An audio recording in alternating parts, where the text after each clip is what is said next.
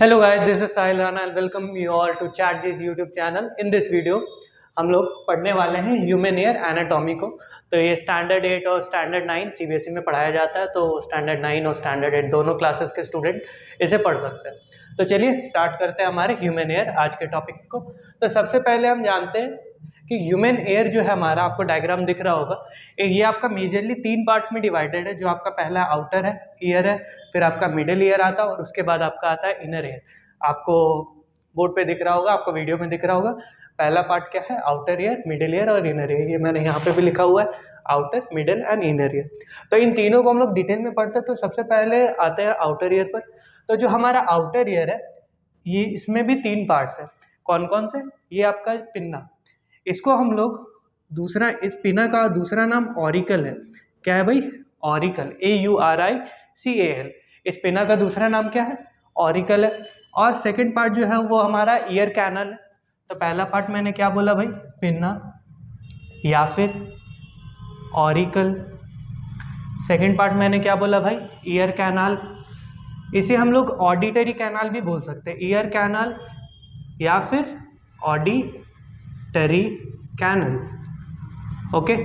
और जो हमारा थर्ड पार्ट है वो ईयर ड्रम है। क्या है भाई? Ear drum. ठीक है। तो आपको तीनों पार्ट्स को कंसिस्ट कर रहा होता है कौन? Outer ear. पहला पार्ट कौन सा है? पिन्ना है। दूसरा पार्ट कौन सा है? ईयर या फिर ऑडिटरी कैनाल। और तीसरा पार्ट कौन सा है? Ear drum. ईयर ड्रम को हम एक और नाम से जानते हैं जिसे हम टैम्पनिक मेम्ब्रेन बोलते हैं। क्या बोलते हैं भाई? टैम्पनिक मेम्ब्रेन। टैम्पनिक मेम्ब्रेन। ओके, इसे हम लोग टैम्पनिक मेम्ब्रेन भी कहते हैं। तो चलिए इन तीनों पार्ट्स को डिटेल में समझते हैं, ये तीनों पार्ट्स है क्या और ये काम क्या कर रहे होते हैं। तो सबसे पहले जो हमारा पार्ट आता है वो आता है पिन्ना या फिर ऑरिकल। क्या है भाई? पिन्ना या ऑरिकल। तो आपको ये दिख रहा होगा, मेरा कान दिख रहा है। सभी लोग अपना कान पकड़ ले, माफ़ी नहीं मांगना है, सभी लोग अपना कान पकड़। तो जिसे आप पकड़े हुए हो अभी, आपको ये जो कान दिख रहा है ये सबसे आउटर ईयर है, इसे हम लोग ऑरिकल बोलते हैं। ये वही कान है जिसे आपके टीचर्स खींचते हैं जब आप कोई बदमाशी करते हो, या आपके पेरेंट्स खींचते हैं और आपको पीटते हैं, या फिर आपके दोस्त मजाक मजाक में खींच देते हैं। तो यही वो पार्ट है जिसके साथ सारे मजाक हो रहे हैं। तो सबसे पहला तो चलिए इसको डिटेल में जानते हैं, ये काम क्या करता है। क्या ये सिर्फ खींचने के काम आता है? नहीं भाई, ये खींचने के काम नहीं आता। तो पिन्ना या ऑरिकल जो होता है, ये आपके जो सराउंडिंग में जो भी साउंड वेव्स है, सराउंडिंग में, या आप मेरा वीडियो अभी देख रहे हो तो आपको जो सुनाई दे रहा है, तो वीडियो से, स्पीकर से या ईयरफोन से जो साउंड वेव्स आए उसको कलेक्ट करने का काम करता है। कौन ये कलेक्ट कर रहा है भाई? ये पिन्ना। ये क्या करता है? ये आपका कलेक्ट करता है साउंड वेव्स को। ठीक है, आपको समझ आ रहा होगा क्या करता है? ये कलेक्ट करता है साउंड वेव्स को, पहली चीज़। दूसरी चीज़, ये कार्टिलेज से बना होता है। किससे बना होता है? कार्टिलेज, जो कि काफ़ी पतला होता है। It's made up of thin cartilage. Cartilage a kind of, you can bone नहीं कह सकते, बट फ्लेक्सिबल बोन जैसा होता है। जैसे ये फ्लेक्सिबल है तो ये कार्टिलेज से बना होता है। और इसके ऊपर थिन कार्टिलेज, मेड ऑफ, लिख लीजिएगा, मेड ऑफ, किससे बना है? थिन कार्टिलेज से बना है। और उसके साथ इसको ये कवर्ड है एक सिंगल लेयर ऑफ स्किन के साथ। काफ़ी सेंसिटिव पार्ट होता है कान। कोई बहुत ज़्यादा मजाक करे तो उसे डांटिए, बोलिए ऐसा नहीं करना चाहिए।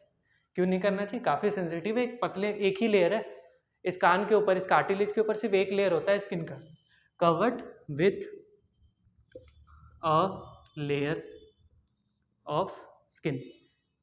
सिंगल लेयर ऑफ स्किन है, सिंगल लेयर ऑफ स्किन। तो सिंगल लेयर ऑफ स्किन से आपका कौन दिया हुआ है? कौन है? पिन्ना या auricle, single layer of skin से कवर किया गया। तो चलिए पिन्ना को आप लोगों ने समझ लिया होगा, इसे नोट कर लीजिएगा। होप आप लोग पेन पेपर लेके बैठे, नहीं बैठे तो जल्दी से लेकर आइए और जल्दी से नोट करिए। चलिए अब हम बढ़ते हैं अपने सेकंड पार्ट की तरफ, जो कि है हमारा ऑडिटरी कैनाल। जो हमारा आउटर ईयर, क्या भाई? आउटर ईयर का सेकंड पार्ट जो है वो हमारा क्या है? Auditory canal. ठीक है, समझ आ रहा होगा आपको। तो ये है ऑडिटरी कैनाल। ऑडिटरी कैनाल से साउंड वेव्स जाते हैं। जैसे माइंस में क्या होता है, बहुत सारे कैनल्स होते हैं, या फिर क्या होता है ड्रेनेज में बहुत सारे कैनल्स होते हैं, ठीक है। तो उसी तरह आपके कान का एक कैनल है, ठीक है, एक कैनल है, एक रास्ता है जिसके थ्रू क्या करे साउंड वेव्स जा रहे हैं। तो जैसे कि मान लीजिए इस तरह से आपके साउंड वेव्स यहाँ आगे बढ़े, ये जा रहे हैं, ठीक है, आपको दिख रहा होगा ब्लैक कलर से ये जा रहे हैं, ऐसे साउंड वेव्स जा रहे हैं, ठीक है। तो साउंड वेव्स जा रहे होते हैं, वो जाने का रास्ता, वो क्या होता है जाने का रास्ता। ऑडिटरी कैनाल एक पैसेज है थ्रू विच साउंड वेव्स जो है जाते हैं, sound waves travel, sound waves चले गए तो जाते जाते चले गए। अब आप ये फिगर में देख पा रहे होगे कि जहाँ से जाते जाते एक पार्ट है जिसको हम कहते हैं ईयर ड्रम। क्या बोलते हैं? Ear drum. क्या बोलते हैं भाई? ईयर ड्रम या फिर टैम्पनिक मेम्ब्रेन, ठीक है। तो अब ये तो हम लोग जान गए, ये एक पैसेज है जिसके थ्रू साउंड वेव्स गए, और ये साउंड वेव्स कहाँ हिट कर रहे होते हैं? ईयर ड्रम पर। तो ये चीज़ ईयर कैनाल का इतना ही काम है, या ऑडिटरी कैनाल का सिर्फ इतना काम है कि एक पाथ प्रोवाइड कराता है साउंड वेव्स को, so that sound waves can go through it, sound waves can go through it by auditory canal. Then let's go to the third part, which is our tympanic membrane or eardrum. You can say it as eardrum. Eardrum will be easy for you guys. eardrum या फिर tympanic membrane. Okay, spelling देख लेना. I am not sure about spellings. मेरे spellings बहुत ज़्यादा अच्छे नहीं हैं, और ये थोड़ा सा बायोलॉजी वाला पार्ट भी है, ठीक है। तो टैम्पनिक मेम्ब्रेन जो होता है ये आपके रिसीव करेगा, receiver is a receiver of sound waves. क्या करता है भाई? इस साउंड वेव्स को रिसीव करता है। जस्ट लाइक आपका पिन्ना जो है वो साउंड वेव्स को कलेक्ट कर रहा है, ये पिन्ना जो है साउंड वेव्स को कलेक्ट कर रहा है, उसी तरह ये साउंड वेव्स को क्या कर रहा होता है भाई? रिसीव करता है। तो जैसे ये गया, ऐसे गया और ये ऐसे वाइब्रेट किया, ये अपनी जगह पे क्या कर रहा है? वाइब्रेट कर रहा है। कौन वाइब्रेट कर रहा है? Ear drum. ईयर ड्रम क्या करता है भाई? वाइब्रेट करता है। तो ये आपका ईयर ड्रम या टैम्पनिक मेम्ब्रेन रिसीव करता है साउंड वेव्स को, रिसीव कर लिया, उसके बाद क्या करेगा? ये वाइब्रेट करता है। It after that it vibrates, और जब ये वाइब्रेट करता है तब उसी टाइम ये क्या करता है? साउंड वेव्स को, वो अमाउंट ऑफ साउंड यानी जो लाउडनेस है उसको एम्पलीफाई करता है। ये वाइब्रेट करता है और एम्पलीफाई, ये एम्पलीफाई करता है क्या? किसको? साउंड को। इट्स एम्पलीफाई साउंड, यानी एम्पलीफाई साउंड का मतलब होता है ये लाउडनेस को बढ़ाएगा। क्या करेगा? लाउडनेस को बढ़ाएगा। जैसे एक गाना है, तू स्पीकर मेरी मैं तेरा एम्पलीफायर, तो वही काम है एम्पलीफाई करने वाला, ये एम्पलीफायर है। सिंपल, ये आपके कानों का क्या है? एम्पलीफायर है, ठीक है। तो ये पार्ट आपको समझ आ गया होगा। तो थर्ड पार्ट है, एक बार दोबारा से बता देता हूँ। आउटर ईयर में, आउटर ईयर में 3 पार्ट होता है। एक पिन्ना जिसे आपके टीचर्स खींचते होंगे, आपके पेरेंट्स पीटने टाइम खींचते होंगे, फ्रेंड्स भी खींचते होंगे, उसको बोलते हैं पिन्ना। ये क्या कर रहा होता है? जितने भी साउंड वेव्स है उसको कलेक्ट करता है। कलेक्ट कर लिया, अभी वो साउंड वेव्स ट्रैवल करते हैं कहाँ से? ईयर कैनल के थ्रू, और ट्रैवल करते हुए जाते हैं ईयर ड्रम के पास। कहाँ जाते हैं भाई? ईयर ड्रम के पास। और ये ईयर ड्रम क्या करता है? वाइब्रेट करा प्लान। तो वाइब्रेट जैसे करता है वैसे ये साउंड वेव्स को क्या करता है? एम्पलीफाई कर देता है, यानी ये एम्पलीफायर का काम करता है, ठीक है। मैं तेरा एम्पलीफायर, तो स्पीकर इच मेरी, तो ये एम्पलीफाई कर देता है और लाउडनेस को बढ़ा देता है, सिंपल। तो ये आपका आउटर ईयर आपको क्लियर हो रहा होगा। नहीं क्लियर हो रहा है आप दोबारा से थोड़ी देर 10 सेकंड पीछे करके देख सकते हैं, बाकी सॉर्टेड है। तो चलिए सेकंड पार्ट की तरफ बढ़ते हैं। सेकंड पार्ट जो हमारा ईयर का है, आउटर ईयर समझ आ गया, चलिए अब बढ़ते हैं हम लोग मिडल ईयर की तरफ। तो आता है मिडल ईयर, ओके। तो मिडल ईयर को समझते हैं। तो मिडल ईयर बेसिकली 3 बोन्स जिसे हम लोग ईयर ऑसिकल बोलते हैं। क्या बोलते हैं भाई? मिडल ईयर में आपका होता है year, OSCILE, ossicle. Ossicle simply means a kind of bones, you can say small, छोटे छोटे जो बोन्स होते हैं, छोटे छोटे बोन्स को हम लोग ऑसिकल्स बोलते हैं, can say it as bones. और ये जो ईयर ऑसिकल्स है ये 3 है भाई। कौन से? एक है आपका मैलस, दिख रहा होगा आपको, इनकस, मैलस, इनकस, और एक है स्टेप्स। ये देखिए मैलस, इनकस, स्टेप्स। अंडरलाइन कर देता हूँ रेड से, देखिए मैलस, इनकस और ये वाली स्टेप्स, ब्लैक से अंडरलाइन है, रेड से भी अंडरलाइन हो गई, ठीक है। तो ईयर ऑसिकल होते हैं, इसमें ईयर ऑसिकल 3 होते हैं। पहला होता है आपका मैलस, MALLEUS, ओके स्पेलिंग्स, ठीक है। तो मैलस क्या काम कर रहा होता है, मैलस का अगर आप स्ट्रक्चर देखने जाओगे तो ये हैमर के जैसा होता है, हथौड़े जैसा, ठीक है भाई। तो जैसे ही ईयर ड्रम ने साउंड को एम्पलीफाई किया तो वो एम्पलीफाई करते हुए कहाँ पहुँच गया, मैलस के पास। कहाँ पहुँच गया भाई, मैलस के पास।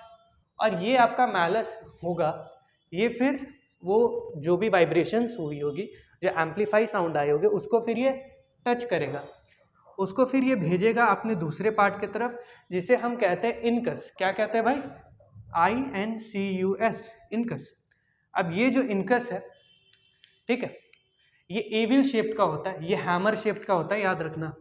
कोई पूछ दे भाई कि जो ईयर ऑसिकल में मैलस होता है वो कौन से शेप का है, तो आप क्या बोलोगे, वो हैमर शेप का है। इनकस कौन से शेप का है, ये एनविल शेप का होता है, एनविल शेप्ड होता है, ठीक है। ये एनविल शेप कैसा जैसा होता है, एनविल शेप इनकस। उसके बाद इनकस फिर जैसे ये मैलस को टच किया, फिर इनकस को टच किया, और उसके बाद ये फिर ये टच करता है स्टेप्स को। यानी 3 बोन्स इंटरकनेक्टेड होते हैं। ये तीनों बोन्स क्या होते हैं भाई, इंटरकनेक्टेड। जो आपका मैलस, इनकस और स्टेप्स, ये तीनों बोन्स इंटरकनेक्टेड होते हैं। तो ये फिर एनविल शेप का हुआ, और ये फिर आपको ये फिर अपना सिग्नल भेजता है स्टेप्स की तरफ। किसकी तरफ भेजता है, स्टेप्स की तरफ। जो आपका तीसरा ईयर ऑसिकल है, जो स्टेप्स है, ये आपका सबसे स्मॉलेस्ट ईयर ऑसिकल है। क्या है भाई, स्मॉलेस्ट ईयर ऑसिकल, ठीक है। ये आपका सबसे स्मॉलेस्ट ईयर ऑसिकल है, OSSICL, ओके। यहाँ पर भी ऑसिकल, ठीक। तो ये सबसे स्मॉलेस्ट ईयर ऑसिकल है, और ये मैलस आपका सबसे बड़ा ईयर ऑसिकल है, biggest one, okay, biggest year ossicle, ठीक। तो ये बिगेस्ट ईयर ऑसिकल है, ये स्मॉलेस्ट ईयर ऑसिकल है, और एट द सेम टाइम ये हमारे बॉडी का सबसे छोटा बोन है। स्टेप्स जो है हमारे बॉडी का सबसे smallest bone of human body, लिख लीजिएगा, smallest bone of human body. Smallest bone है ह्यूमन बॉडी का कौन, स्टेप्स। तो आपको तीनों ईयर ऑसिकल समझ आ रहा होगा, ठीक है। तो तीनों को आपने समझ लिया। तीनों क्या होते हैं, ईयर ऑसिकल्स या छोटे छोटे ईयर बोन्स होते हैं। इसमें पहला मैलस होता है जो हैमर शेप का होता है, दूसरा इनकस होता है जो एनविल शेप का होता है, तीसरा होता है स्टेप्स जो सबसे हमारा स्मॉलेस्ट ऑसिकल है, और ये हमारे बॉडी का सबसे छोटा बोन भी कहलाता है। ईयर ऑसिकल हमने समझ लिया, मिडिल ईयर का जो पहला मेजर रीजन था ईयर ऑसिकल। अब ईयर ऑसिकल के बाद जो मिडिल ईयर का दूसरा जो पार्ट है वो है आपका मिडिल ईयर का ऑस्टैशियन ट्यूब।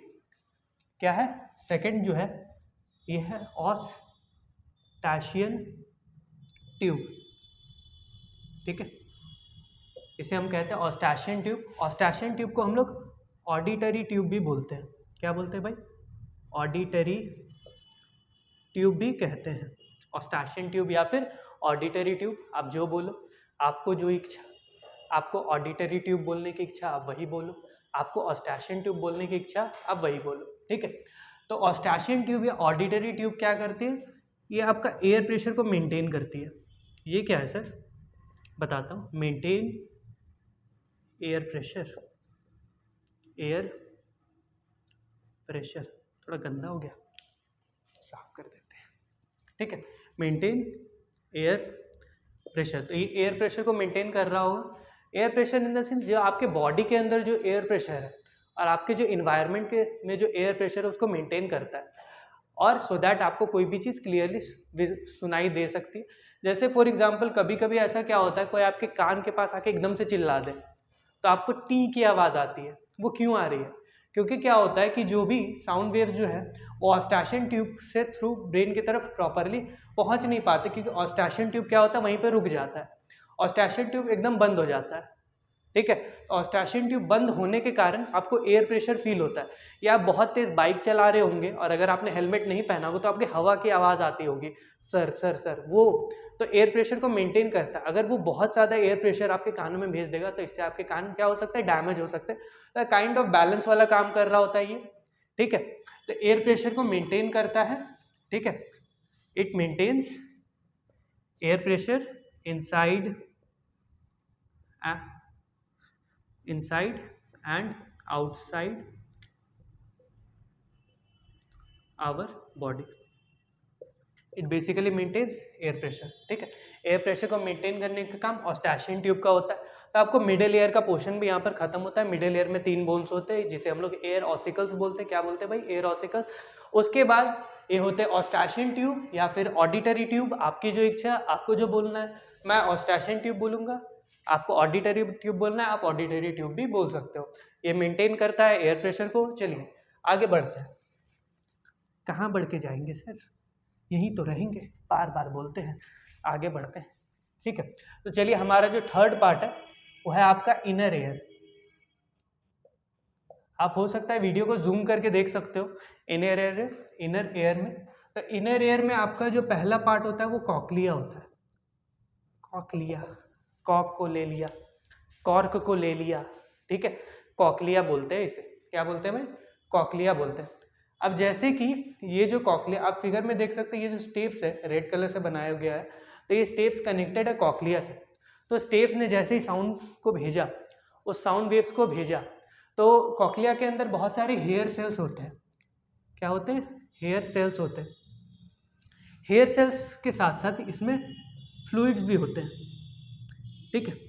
तो जैसे ही साउंड वेव जो है, जैसे ही साउंड वेव्स ऐसे ऐसे गई कॉकलिया के पास, हेयर सेल्स जो होते हैं और साथ में जो फ्लूइड्स होते हैं, हेयर सेल्स और फ्लूइड्स, ये जैसे साउंड वेव्स इस पे टकराते हैं, फिर ये इन हेयर सेल्स की हेल्प से, फॉर एग्जांपल, तो इसमें जो भी हेयर सेल्स और फ्लूइड्स के कारण जो साउंड वेव्स होगा वो कन्वर्ट हो जाएगा इलेक्ट्रिकल इम्पल्सेस में।